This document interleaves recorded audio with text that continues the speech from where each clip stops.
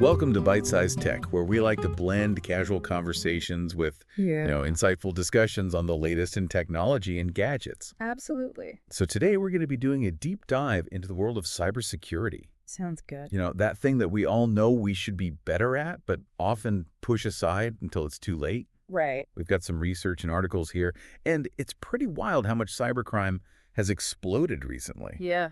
One report even mentioned that a ransomware attack happens like every 11 seconds. It's crazy. Crazy, right? It is pretty alarming. Yeah. What's fascinating to me is how much of our lives are now online.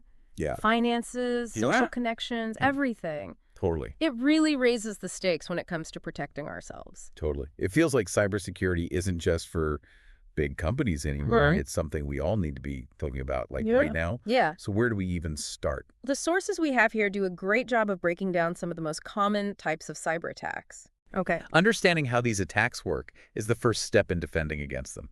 Okay. That makes sense. Yeah. But honestly, it can feel like a whole different language sometimes. Right. So let's break it down. Okay. The source mentions account takeover, which sounds super scary. It can be. Yeah. Imagine someone getting into your email or social media Right. and having full access to your personal information. Oh. That's essentially what an account takeover is. Right. When someone gains unauthorized access, often by stealing your password. I don't even want to think about it. Yeah.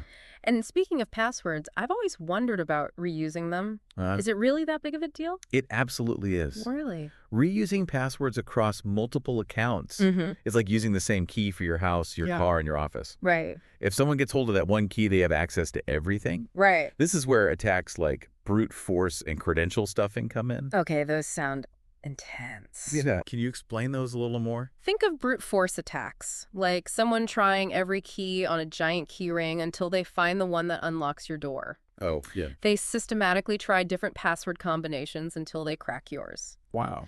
Credential stuffing is a bit more sophisticated. Okay. Hackers use lists of stolen usernames and passwords from previous data breaches and try them on different websites. Gotcha. If you've reused passwords, they might get lucky and unlock several of your accounts with one shot. Wow. That's unsettling. I guess using unique passwords for every single account is super important. It's one of the most fundamental things you can do to protect yourself online.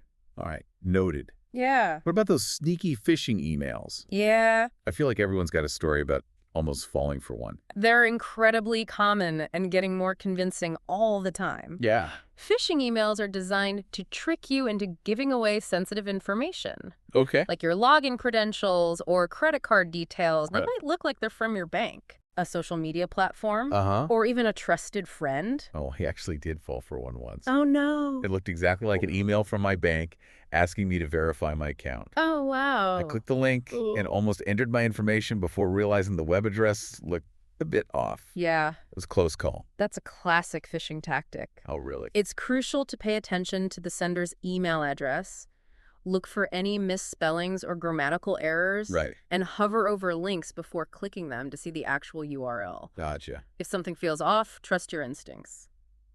That's really good advice.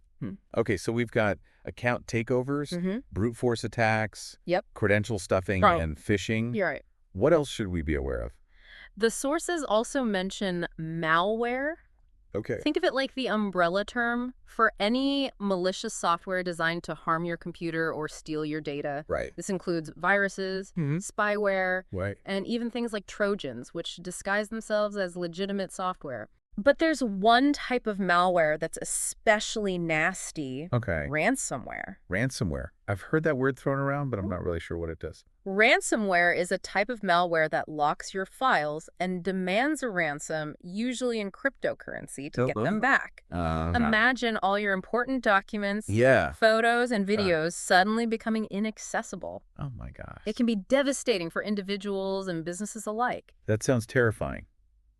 And I remember reading that a recent ransomware attack crippled a major hospital system, forcing them to postpone surgeries and divert ambulances. Yeah. It's scary how these attacks can have real-world consequences. You're absolutely right. Cybersecurity is not just about protecting our devices. It's about protecting our lives and livelihoods. Wow. This is all pretty heavy stuff. But the good news is the the sources also offer some practical advice on how to protect ourselves. Okay. Maybe we can dive into those in the next segment. I definitely need some tips after all this. Absolutely. We'll equip ourselves with the knowledge and tools to fight back in the next part. Stay tuned. All right. All right, we're back. So before the break, we were painting a pretty grim picture of the cyber threat landscape. Yeah. But now it's time to focus on solutions. Give us the good stuff. How do we actually protect ourselves from all these attacks? Well, the sources we have here emphasize that cybersecurity isn't about finding one magic solution. Right. It's about adopting a multi-layered approach. Okay. Combining different strategies to create a strong defense. Okay, so like building a fortress with multiple walls and defenses? Exactly. I can dig that analogy. Yeah. What kind of walls should we be building? One of the most fundamental layers is strong, Okay. unique passwords for every single online account. Right. But let's be honest, who can remember dozens of complex passwords? Yeah, no one. That's where password managers come in. Password managers, I've heard of those, but I've always thought, I'm pretty good at remembering my passwords. But maybe I'm being a bit naive. It's definitely worth considering, even if you think you have a steel trap memory. Okay.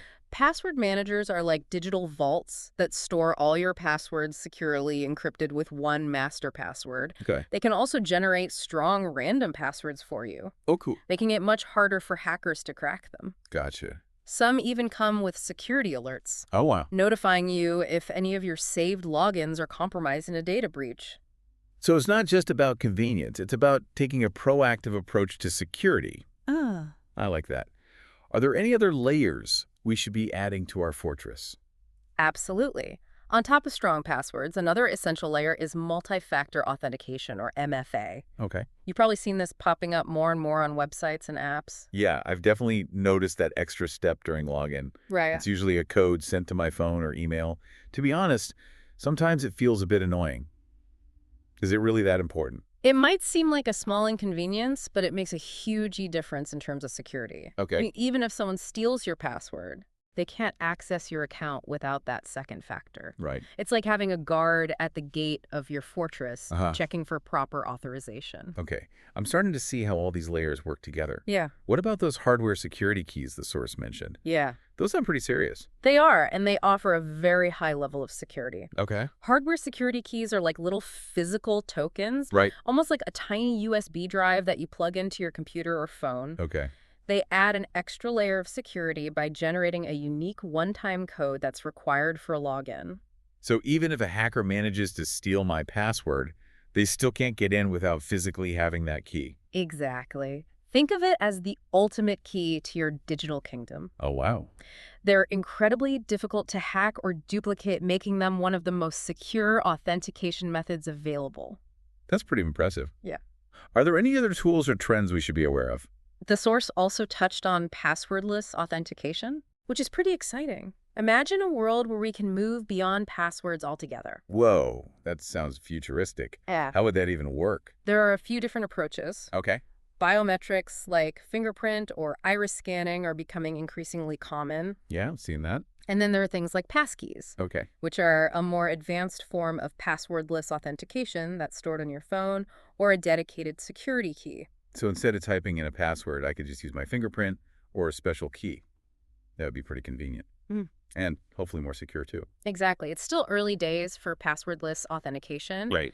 But it's definitely something to watch for in the future. Okay, so we've talked about password managers, MFA, hardware security keys, and even passwordless authentication. What about all those public Wi-Fi networks? Yeah. Are those as risky as everyone says? Public Wi-Fi can be a bit of a wild west when it comes to security. Yeah. It's convenient, sure, Right. but those networks often lack proper security measures, making it easier for hackers to intercept your data. Oh, no. They could be snooping on your browsing activity, Right. stealing your login credentials, or even injecting malware onto your device. Yikes. That's not good. Yeah. I'll admit, I'm guilty of using public Wi-Fi at coffee shops and airports all the time. Yeah. What can we do to stay safe? The best advice is to avoid public Wi-Fi altogether if you can, Okay. especially for sensitive tasks like online banking or shopping. Right. But if you absolutely must use it, Yeah. consider using a virtual private network, or VPN. I've heard of VPNs, but I've never really understood how they work. Imagine a VPN like creating a secret tunnel through that wild west of public Wi-Fi. Okay. It creates an encrypted connection between your device and the internet, Right. shielding your data from prying eyes. Oh, okay. So even if someone is snooping on the network, Yeah. they can't see what you're doing because it's all scrambled. Okay, that makes sense. It's like putting all my internet traffic in a disguise so no one can recognize it. Exactly. Yeah. VPNs can also mask your IP address. Making it harder for websites to track your location and browsing activity. Okay. It's like giving yourself an extra layer of privacy online. That's really cool. So VPNs are definitely something to consider if I'm going to be using public Wi-Fi. Absolutely. It's one of the best ways to protect yourself in those less secure environments. This is all really helpful information. I'm already feeling more empowered to take control of my cybersecurity. But before we wrap up, there's one more thing I wanted to ask about SIM swapping. The source mentioned it, and it sounds pretty intense. It can be... SIM swapping is a type of attack where criminals hijack your phone number. Oh, wow. By essentially taking control of your SIM card. Oh, no. It usually involves social engineering. Okay. Where they trick your mobile provider into transferring your number to a new SIM card that they control. Wait, how is that even possible? How do they trick the mobile provider? They often use a combination of personal information they've gathered about you, perhaps from previous data breaches and convincing impersonation techniques. Once they have control of your phone number, Right. they can bypass SMS-based two-factor authentication and wreak havoc on your accounts. So even if I have two-factor authentication set up, if it relies on those SMS codes, I could still be vulnerable to SIM swapping. Right. That's a bit unsettling. It highlights the importance of using alternative authentication methods, like app-based authenticators or hardware security keys, which aren't susceptible to this type of attack. Right. And of course, being cautious about the personal information you share online, Yeah. and being wary of any suspicious calls or messages from people claiming to be from your mobile provider. Okay, so being aware of SIM swapping and taking steps to protect ourselves is crucial. Absolutely. Cybersecurity is all about being proactive and informed. Well, I think we've covered a lot of ground today. We've talked about the threats, the strategies, the tools. It's been quite a journey. It has, and we're not quite done yet. Okay. There are a few more things I'd like to touch on, including the importance of keeping your software up to date and developing good digital hygiene habits. Okay, I'm all ears. Let's dive into that in the next part. Don't go anywhere. All right, we're back for our final part of this cybersecurity deep dive. And before the break, we were talking about SIM swapping and just how important it is to stay vigilant. But there were a few more essential tips we need to cover before we wrap up. You're right. We can't talk about cybersecurity without mentioning the importance of keeping your software updated. Right. It might seem like a chore, but those updates often include crucial security patches that fix vulnerabilities that hackers could exploit. I'm totally guilty of ignoring those update notifications. Sometimes I always figure I'll get to it later. But maybe I need to rethink that strategy. It's definitely worth prioritizing. Think of those software updates like getting your digital vaccines. They protect you from the latest strains of digital viruses. Hackers are constantly looking for systems with outdated software. It's like a beacon inviting them in. Yikes. Okay. You've officially convinced me no more procrastinating on updates. So we've got strong passwords, multi-factor authentication, password managers, VPNs, being aware of SIM swapping and keeping our software updated. Anything else we should be doing to stay safe online? All of those technical measures are important. Right. But we also need to talk about developing good digital hygiene habits. Okay. I like that analogy. What kind of digital hygiene are we talking about? It's all about being mindful of your online behavior and taking steps to minimize your digital footprint. This includes things like being cautious about what personal information you share online, being wary of suspicious links and attachments, and regularly reviewing your privacy settings on social media and other platforms. That makes sense. It's easy to get caught up in the convenience of the online world and just completely forget about the potential risks. But being more mindful of our digital habits can go a long way in protecting ourselves. Exactly. It's about being proactive and thinking defensively. Cybersecurity isn't just about reacting to threats. It's about anticipating them and taking steps to prevent them from happening in the first place. I love that. It's about taking control of our own digital security. Precisely. And remember, cybersecurity is an ongoing journey, not a destination. It's about constantly learning, adapting, and staying one step ahead of the threats. Well, I think we've officially demystified the world of cybersecurity. I think so. We've talked about the threats, the strategies, the tools, and even the importance of good digital hygiene. I'm feeling much more confident about navigating the digital world safely.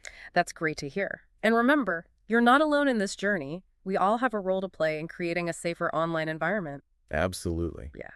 So to all our listeners out there, what steps have you taken to improve your cybersecurity? Yeah. We'd love to hear your thoughts, your tips, and your experiences in the comments below. Let's keep this conversation going and learn from each other. Thanks for tuning in to Byte-Sized Tech. If you enjoyed the episode, like, comment, share, and subscribe for more fun tech discussions.